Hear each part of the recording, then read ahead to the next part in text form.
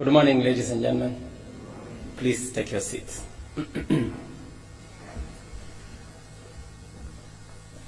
First, let me take this opportunity to apologize that we were supposed to start this meeting at 9, but I was told there is a bus that came late that was carrying some very important people. So I hope next time the bus will keep time. Excellencies, High Commissioners, Ambassadors, ladies and gentlemen, I thank you for your presence here today and hope that you are keeping and enjoying Kenya's warm hospitality.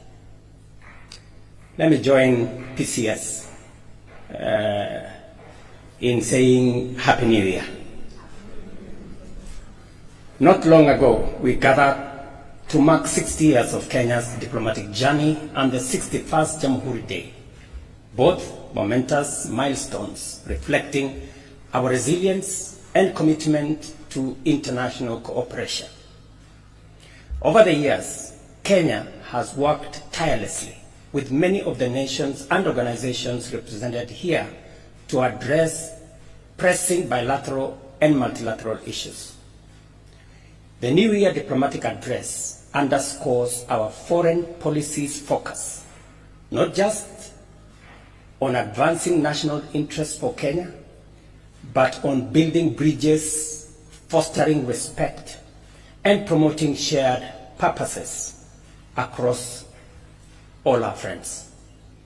Your presence highlights the importance of our collective efforts in strengthening diplomatic ties. I am therefore pleased to announce that this year's address will be institutionalized as an annual event to reflect on past achievements, deepen collaboration with diplomatic community, and set future priorities. Regular engagements will enhance mutual understanding and strategic alignment on many issues that affect all our nations. Ladies and gentlemen, Excellencies, Kenya's commitment to diplomacy has allowed us to forge strong global relationships. Since independence, we have expanded our diplomatic footprint from 6 missions to now 70 stations across the world.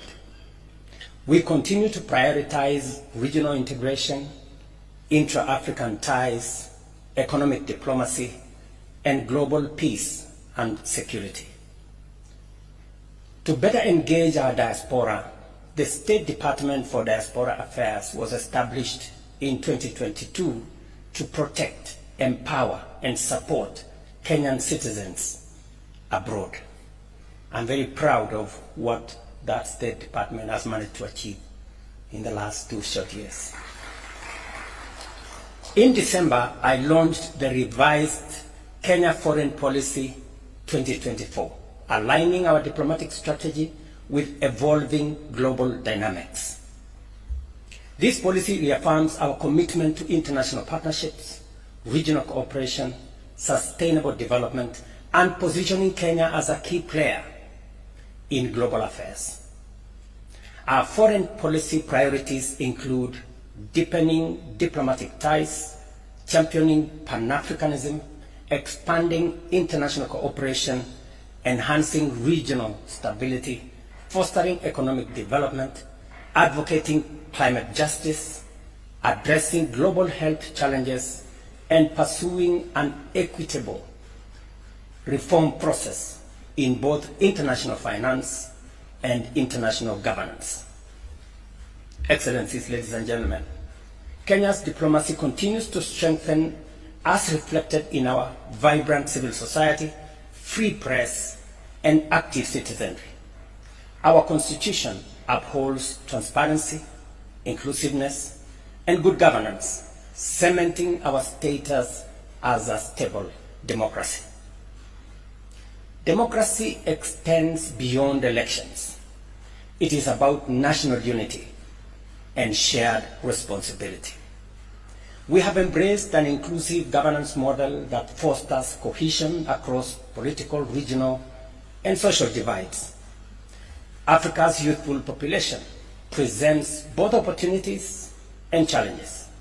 We see Kenya's growing youth demographic as a strength.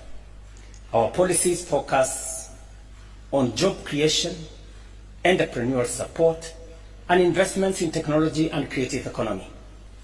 We are also securing bilateral labor agreements to provide our youth with global employment opportunities, and I appreciate the support of all our partner nations in this effort.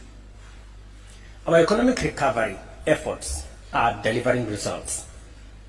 We remain focused on infrastructure development, universal health care, education, electricity access, job creation, and reducing the cost of living, and also so that we can improve livelihoods. At the same time, we are minimizing waste, eliminating inefficiencies, closing avenues, and intensifying the fight against corruption. The bottom-up economic transformation agenda remains central to our development strategy, driving progress in agriculture, housing, healthcare, micro, small, and medium enterprises, and digital innovation. Our subsidized fertilizer program and expanded irrigation have boosted food security, while affordable housing projects are creating jobs and improving living standards of many Kenyans. Taifa Care is making healthcare more accessible, and the Hustler Fund has provided over 60 billion in affordable credit to personal and small businesses. Kenya is also advancing its digital economy with over 18,000 kilometers of fiber optic connectivity completed in the last 2 years, while our target is 100,000 in 5 years. And we are also growing investments in the creative industry. Kenya remains committed to clean energy, investing in renewable manufacturing such as solar panels and batteries. As we pursue these goals, I encourage the diplomatic community to explore opportunities for public-private partnership, trade and investment, so as to drive mutual prosperity between Kenya and the countries that you represent. Through robust bilateral partnerships, Kenya has secured critical support for transformative projects, attracted foreign investments, and strengthened collaboration in trade, health, education, security, and technology. In 2024, we engaged in high-level state visits, joint commissions, economic forums, and strategic engagements to advance our diplomatic priorities.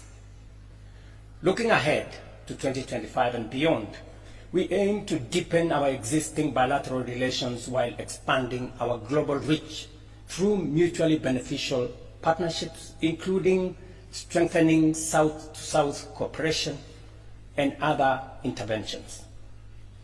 Kenya has risen to the global stage in a world where Cold War-era divides are giving way to pluralism and diversified diplomacy. Our objective is to forge partnerships that deliver tangible benefits for all our people. In this regard, I am eager to explore new avenues of cooperation with each and every country that you represent. Our approach to regional peace, security, and prosperity is anchored in the belief that unity and integration are essential to unlock the full potential of East Africa, Africa, and beyond.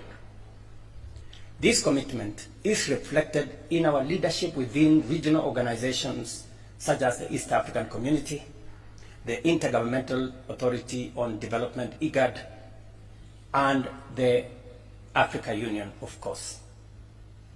As the current chair of the East African Community, Kenya is dedicated to advancing the community's objectives by building on past achievements. Strengthening intra-regional trade remains a priority as it holds immense potential for economic growth and creating opportunities for jobs and for enterprise. We are also focused on enhancing regional infrastructure connectivity and addressing security challenges within East Africa. Beyond the East Africa and the EAC, Kenya remains an active member of the Africa Union, playing a key role in peace building across the continent. I am honored to serve as the champion for Africa Union reforms, a role aimed at enhancing the Union's ability to respond effectively to Africa's challenges. Recently, I hosted a retreat for African heads of state to advance the Africa Union reform agenda, critical steps that will ensure the Union is better equipped to address conflict resolution, economic development, and also share good governance.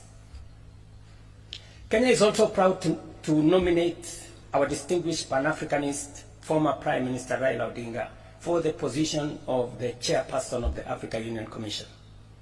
His candidacy reflects Kenya's broader vision of strengthening African institutions to better serve our continent's people. Excellencies, ladies and gentlemen, peace and security remains central to Kenya's vision for a stable and prosperous region.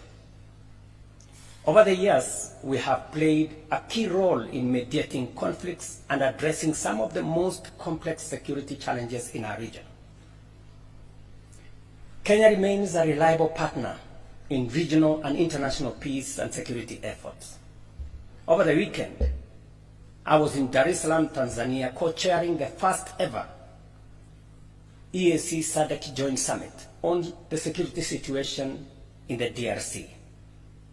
Together with other leaders, we called for an immediate ceasefire, humanitarian access, and a peaceful resolution through a merged Nairobi-Luanda process that will centralize around dialogue. We made it very clear that there cannot be, and there is no possibility, of a military solution to this DRC problem.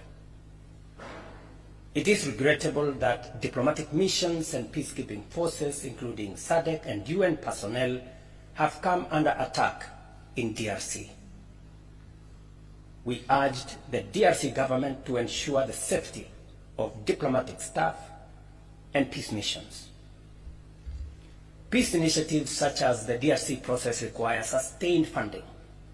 However, many efforts falter due to inconsistent financing, leading to delays that create vacuums and risk further violence. To prevent this, we must establish a structured and predictable mechanism for funding peace initiatives. I urge states and international organizations to work together to guarantee adequate resources for effective peace building. In fact, as part of the reorganization of the Africa Union in the reform process, is to do more around conflict prevention and peace building, rather than managing conflicts when they are already fully blown. These are some of the discussions we will be having this week in Addis. To this end, we propose that EAC and SADC ministers convene a joint meeting to establish a joint technical team under the two regional secretariats.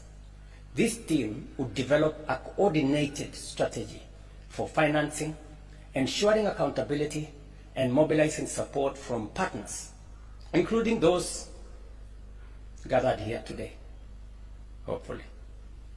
A structured approach to funding and international engagement is essential to sustaining the EAC SADC Peace Initiative in the DRC. And to just give you broad aspects of what this is all about,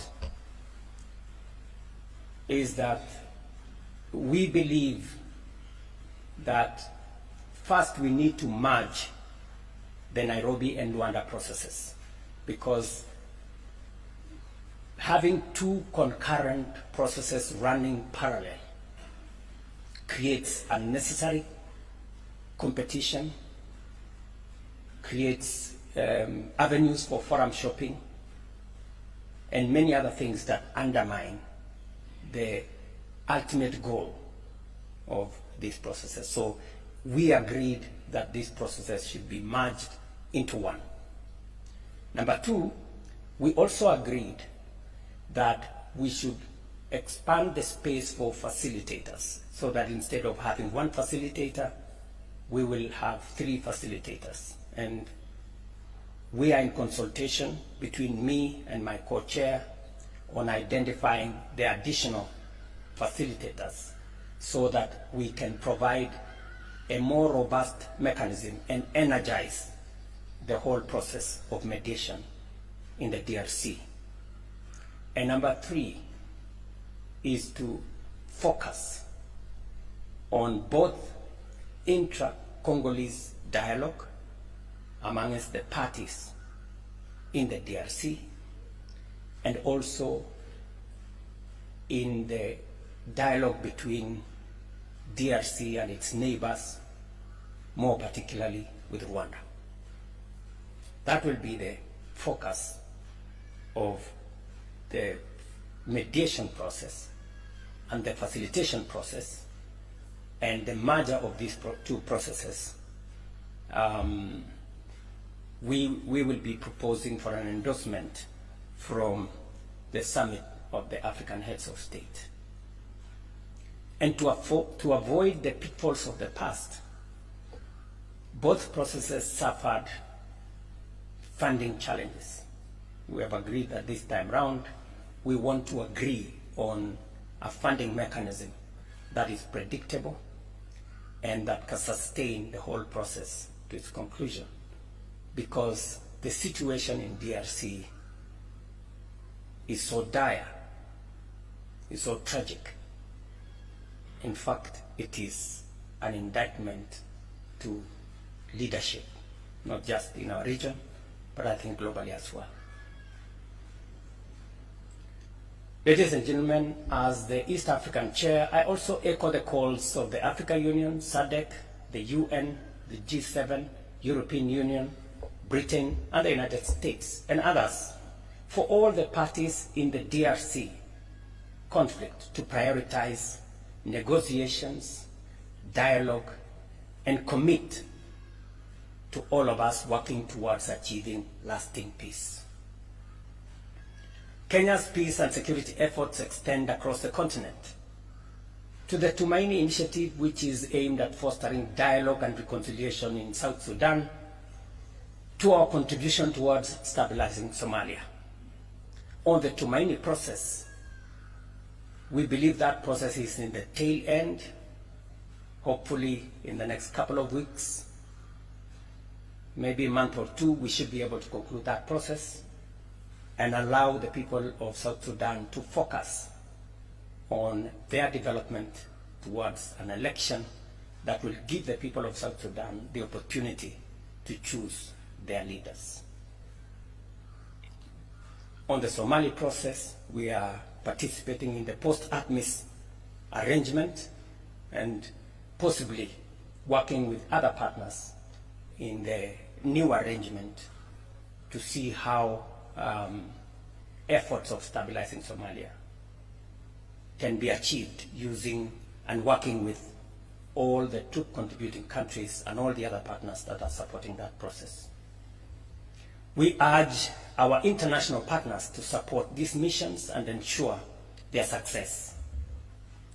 In late January, I met Sudan's foreign minister and discussed the terrible situation in Sudan, and I believe this is our next frontier of engagement.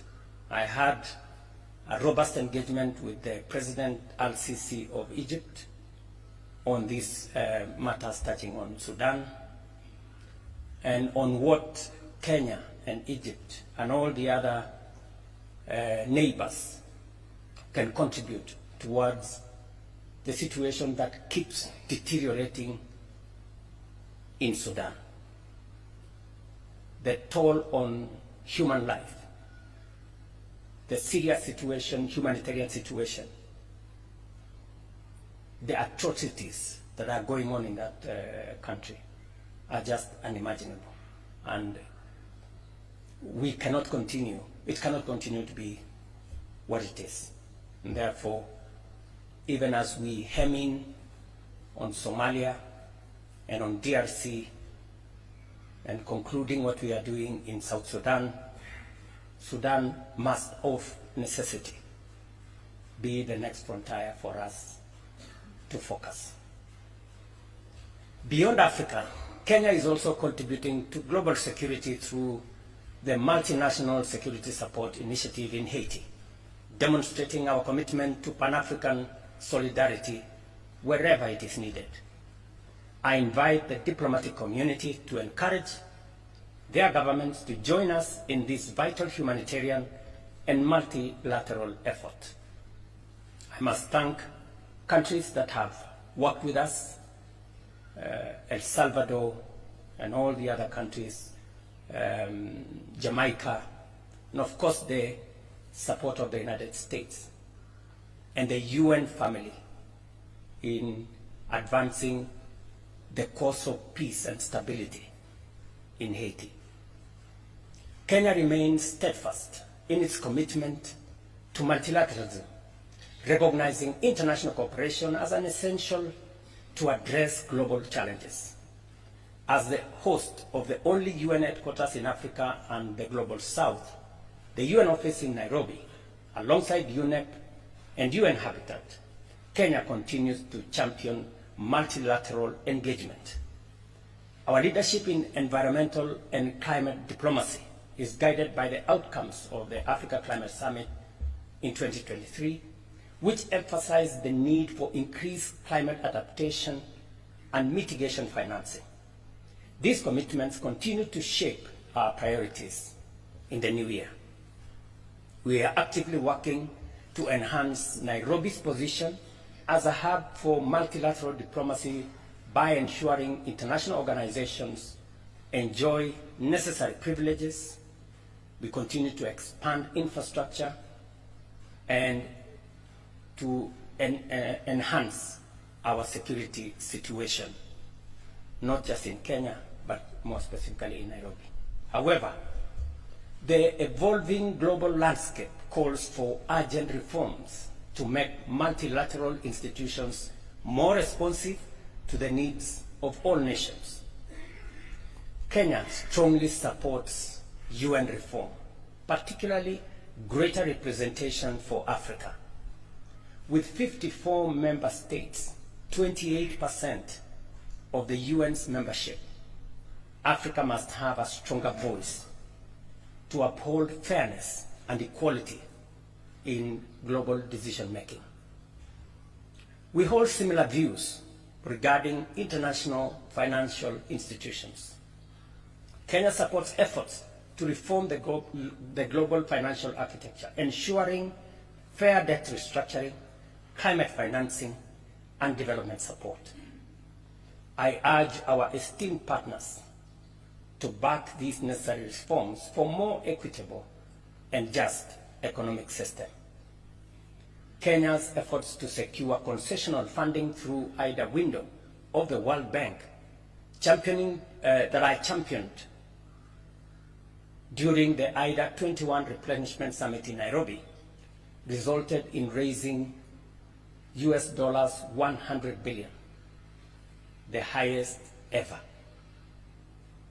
This was a monumental step as we work towards assisting 75 countries that are least developed, a majority of whom are in our continent. On environmental matters, inaction and geopolitical divisions only heighten the risk we all face. Climate threats do not recognize borders. They demand a collective global response. I urge nations and world leaders to recognize climate action as an imperative for survival and for shared responsibility. Kenya remains committed to collaborating with like-minded nations to push the climate agenda forward. Domestically, Kenya has made remarkable progress in transitioning to a green economy with over 93% of our grid electricity generating from renewable resources such as geothermal, wind, and solar. Our national tree planting and restoration campaign, targeting 15 billion trees by 2032, is on course. In 2024, our efforts led to the planting and growing of 750 million trees. As we approach COP30, we call on international partners to honor their climate financing commitments. Kenya will continue leading by example, advocating equitable climate financing and ensuring Africa's voice remains central in global climate discussions. I urge for your support in this endeavor. Excellencies, ladies and gentlemen, I commend the diplomatic missions and international organizations in Kenya for their cooperation, goodwill, and support. Your contribution in trade, investment, health, education, technology transfer, infrastructure development, capacity building, and security are invaluable. Kenya deeply values the expertise and resources you bring to our shared efforts. The diplomatic community serves as a vital bridge between nations, fostering dialogue and cooperation. I invite you to engage freely with our government on matters of mutual interest. Kenya remains your dependable and committed partner in bilateral, regional, and global affairs. As we embark on this new year, I extend my warmest wishes for a prosperous and impactful year ahead. Let us strengthen our partnerships to ensure that our collective efforts translate into meaningful progress for our people and for the world. Once again, thank you for your continued support and collaboration, and may God bless you.